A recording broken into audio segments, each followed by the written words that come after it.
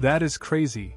But my elderly parents just got evicted from the farm they've lived on for over 40 years because of some random HOA one they didn't even know existed claiming the property is theirs.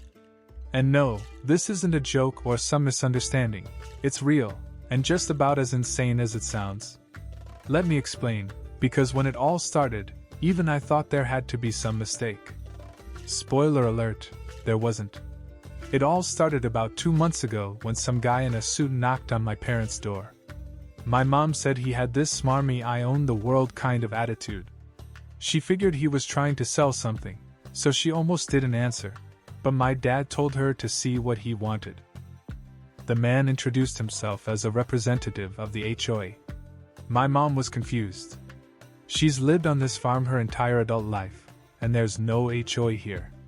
We're talking about a 50-acre plot of farmland surrounded by other farms and open fields. There's no subdivision, no neighborhood. It's just farmland, a barn, and crops. So why the hell would an HOA be involved? The man handed her a folder of documents and said, "Your property falls under the jurisdiction of our HOA, and unfortunately, we've had some unresolved issues. We've sent multiple notices about unpaid fees and violations, but since they've gone ignored, we're moving forward with an eviction." I mean, my mom thought it was some scam or something. I mean, would not you? She told him they'd never been part of an HOA, signed nothing toward that effect, and as far as she knew, this was her land, free and clear. This guy is just so smug with a grin, telling her, "That's not how it works, the paperwork is here, you are under the HOA officially, and I'd highly suggest you get a lawyer if that's not what you've been told." That's when she called me, in tears. I am an hour away, but after hearing what was going on went the car, and off I went. When I got to the farm, my mom was sitting at the kitchen table with a pile of papers spread out in front of her. My dad, who's usually pretty calm, looked like he was ready to explode. First, I read the documents. There were so many legal terms that I didn't understand, but basically, this was it.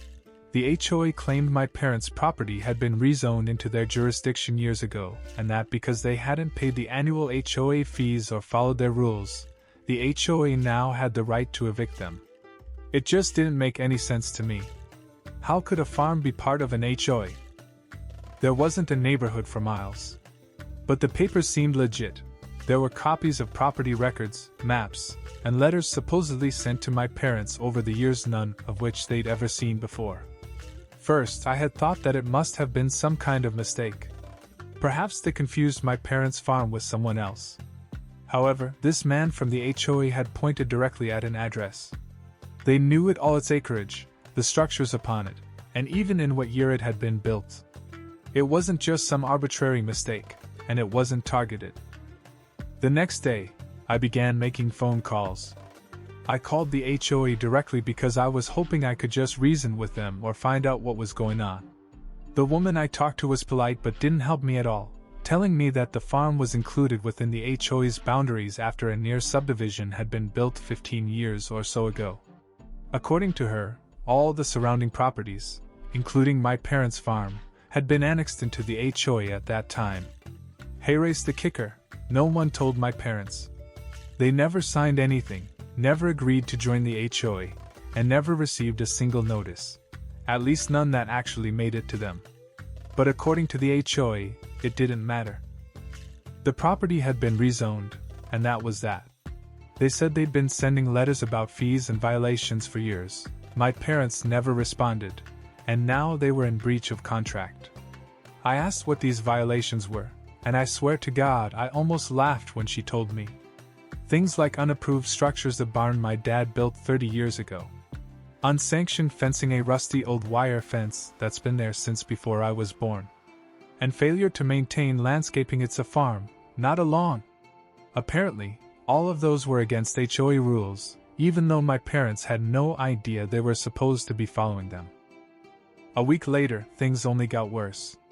My parents were formally served with an eviction notice for having in excess of $122,000 in back fees, fines, and legal costs owed. In the event they could not pay them or leave the property within 30 days, the HOA would go to court to seize the land. I feel now completely helpless and angry. My dad worked every day of his life to keep that farm working. My mom put her heart and soul into this house, the garden, the animals. This is just not some plot of land, it's their home. And now some HOA would never heard of was threatening to take it all away over rules my parents never knew existed.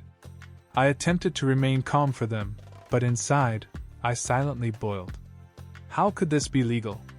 How could your land belong to someone, and you don't have an opinion?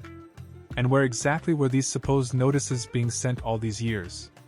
We hired a lawyer, but even he said that this was a pretty sticky situation. He said perhaps HOA may have legal rights to claim, in view of how the rezoning has been done. If the county approved it, unless my parents contested an appeal within a certain time, HOA would be liable for fees and rules, even though they do not know about them. At which my stomach just seemed to drop. My parents never deserved this. They're in their 70s. My dad has arthritis so badly he can barely get out of bed some mornings, and my mom's been fighting heart issues for years. They should be enjoying retirement, not fighting to keep their home. We are now down to 2 weeks before the eviction deadline, and I feel like options are running out. We have filed a complaint with the county and are seeking to challenge the rezoning, but those things take time, and time is just about what we don't have. Meanwhile, the HOA keeps sending letters and threats, acting like it's such a big favor they're giving us this much time. And I started sharing our story online, hoping someone out there knows what to do or can help. I've heard horror stories about HOAs, but it never crossed my mind that this would happen to us. It all feels like a bad dream from which I want to wake up.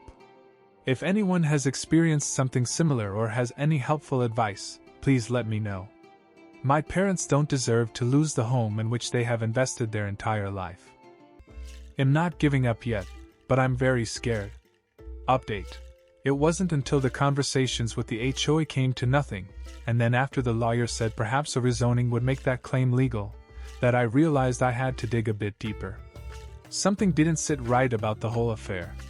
How could an HOA just claim ownership of a piece of farmland in the middle of nowhere? And if my parents really were part of this HOA for 15 years, why hadn't they been getting notices until now? The first thing I did was head to the county records office. I wanted to see the property deed and find out when this supposed rezoning happened. I thought it would be as simple as pulling the documents and finding out who made the decision. Spoiler alert, it wasn't that simple at all. When I got to the records office, the clerk pulled up the file for the farm. Sure enough, there was a note saying it had been rezoned into the HOA's jurisdiction in 2008. But when I asked to see the paperwork for how that decision was made, the clerk looked confused. She said it was a part of a bigger development project for the subdivision down the road and that the HOA submitted the request to include all adjacent properties. That's where it got weird. On the request, supposedly, was my parents' signature agreeing to the change. I knew for a fact that wasn't possible. My parents didn't sign anything like that. They wouldn't have even known what it was about. When the clerk showed me the file, my stomach dropped. The signature on the document looked to have been traced. It wasn't my mom's handwriting whatsoever. I immediately called our lawyer and told him what ID found. He said it sounded like forgery, and we could challenge the rezoning in court if we could prove my parents didn't sign the agreement. But as we began to dig through the HOA records, it was obvious this was only the tip of the iceberg. The president of the HOA was listed as a man named John S., who was also listed as the developer of the subdivision that started this whole mess. Well, it just so happens that he is a real estate investor with several properties around the area and that his company was the one requesting the rezoning back in 2008. Our attorney identified this as a huge conflict of interest. How can the guy running the HOA also be the one lining his pockets with land development?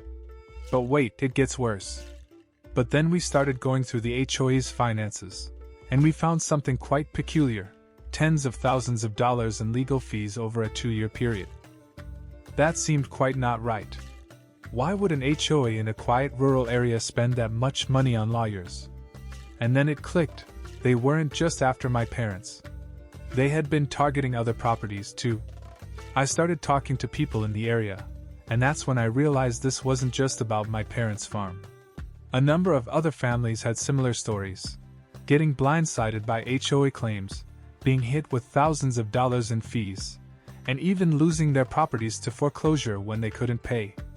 Most of them didn't fight back because they didn't have the money for lawyers, and the HOA made it so confusing that people didn't even know where to start. One woman told me how she lost her late father's small ranch after the HOA claimed she owed $20,000 in back fees for violations she didn't even know existed. One man said he was forced to sell his property for half its value because the HOA filed a lien against him.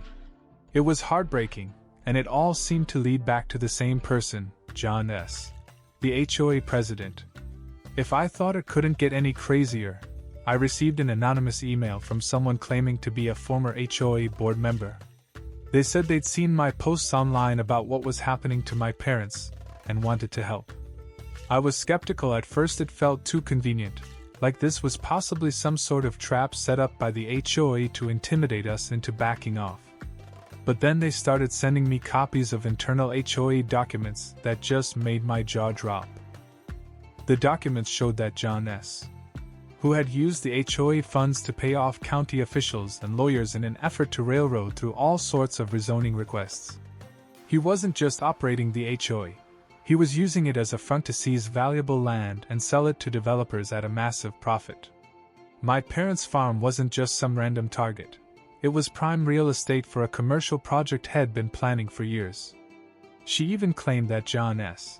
habitually falsified signatures on land rezoning documents, forwarded me an email chain where he boasted of how easy it was to persuade people to sign when they hadn't the slightest notion what they were signing. When I read it, it just made my stomach sick. It wasn't simple corruption. It was theft, pure and simple. With all of this new information in hand, I knew we had to strike when the iron was hot. We filed an emergency motion to stay the eviction and claimed the HOA's property in court. Our attorney argued that the rezoning was based upon forged documents and that the HOA had acted in bad faith. Meanwhile, I started posting all the documents online, other family stories, everything that we could find, every shred of evidence. Overwhelming was the response. People started sharing our story. Local news stations picked it up, and all of a sudden, this HOA was under a spotlight they weren't ready for. Instead, they dug in their heels. John S. made the mistake of sending my lawyer a letter threatening a lawsuit for defamation if we didn't take down the posts. My lawyer told them where to shove it. Well, things started to turn scary. One night I came home to find a couple of my car's tires slashed and a note taped to my windshield warning, "Drop it or else." I'd like to say I wasn't scared, but I was. These people aren't playing around, and I started to wonder just how far they'd go to protect their scheme. For now, we are still waiting for the court's decision on our motion. Time is running out bit by bit. My parents are still staying on the farm, but all this stress is deteriorating their health condition. Final update * setting the scene. I had parents who were on the farm, refusing to leave, as the date for eviction began to approach closer and closer, while running myself ragged in efforts to gather evidence, fight back against claims of the HOA, and keeping the situation from completely destroying my family. Every time I thought we were making some kind of progress, another thing would go wrong and set us back. It was then that the whistleblower called again and sent me an internal email thread between John S. and another HOA board member. The emails straight up confirmed that John had been manipulating property records to force owners out of their homes so he could sell the land to developers. He even mentioned my parents' farm by name, calling it the perfect plot for commercial zoning. That email just made my blood boil. They weren't even going to try to hide anything. John S. was running the scam for a couple of years, at least, targeting those vulnerable families who couldn't fight back, and now he wanted us. I knew this was enough to expose him, but now the question was how. And our lawyer said, take everything to the local news. My first impression was that. What if it made things worse? What if John retaliated? But then I thought about my parents, my dad, who'd spent his entire life working that farm, my mom, who was already stressed to the point of tears every day. I couldn't let them lose everything just because I was scared. So I took the risk. I called a local journalist, in fact, with all the evidence we had at that moment, including some whistleblower emails, and I told them the story. And just in 1 week, it was all over the news. And the headlines were like, HOA scandal, families say corruption, land theft. Popped into heads, people went up in an uproar. Well, the very next day that story ran. The next day I arrived home, and there was brick thrown through my living room window. Taped to it was a note that said, "Back off or else." I'd like to say I wasn't scared, but I was. These people were playing dirty, and I didn't know what they were capable of. The threats continued, but we just kept pushing forward. Forcing the HOA into damage control mode was the news coverage. They released a public statement saying they had no knowledge of any wrongdoing and blamed the whole thing on a misunderstanding. But behind the scenes, they were panicking. Then the phone started ringing with their attorney's voice on the other end, offering a deal, a settlement in return for our dropping the case and signing some NDA. You know what I told them? No deal. I wasn't about to let them sweep this under the rug and keep scamming other families. Our lawyer filed an injunction to stop the eviction and launched a full-blown lawsuit against the HOA, accusing it of fraud, forgery, and harassment. Meanwhile, county officials had begun an investigation into John S.'s dealings, following the release of the whistleblower emails. The court case was brutal. Everything from claiming the emails were fabricated to arguing that the rezoning was perfectly legal. The HOA's lawyers tried it all to discredit us. But then our lawyer came with the knockout blow, a forensic handwriting expert to prove my parents' signature on the rezoning documents had been forged. If anything, watching John S.'s face when that came out was one of the most satisfying moments of my life. Once the forgery was exposed, everything fell apart for John S. and his cohorts. The county investigation turned up even more shady deals than bribes to local officials and kickbacks from developers. It turned out he had been embezzling the HOA funds for years, funneling it into offshore accounts while misrepresenting his actions, telling them he was investing the money in community improvements. The court ruled in our favor, voiding the eviction and declaring the HOA's claims on the farm null and void. But that's not all. Several other families who'd been targeted by the HOA joined the lawsuit, and the whole thing snowballed into a massive class action case. By the time it was over, John S. was facing multiple felony charges, and the HOA was forced to disband. You'd think I'd feel nothing but relief after everything was finally over, but the truth is, it was bittersweet. My parents were able to keep their farm, but the stress of it all took a huge toll on them. My dad's arthritis got worse, and my mom's health has been fragile ever since. They're still trying to rebuild the life they almost lost, and while I'm glad we won, I wish it hadn't come at such a high cost. As for me, all this changed my outlook on life. I thought things like this couldn't happen to regular people. If you worked hard and followed the rules, you'd be fine.